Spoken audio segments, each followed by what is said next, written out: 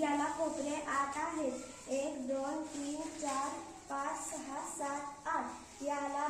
याला कडा 12 आहेत.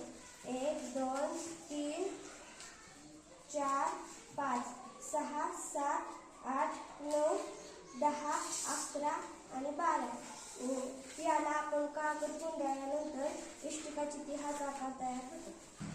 त्या आकाराची गोल आहे त्याला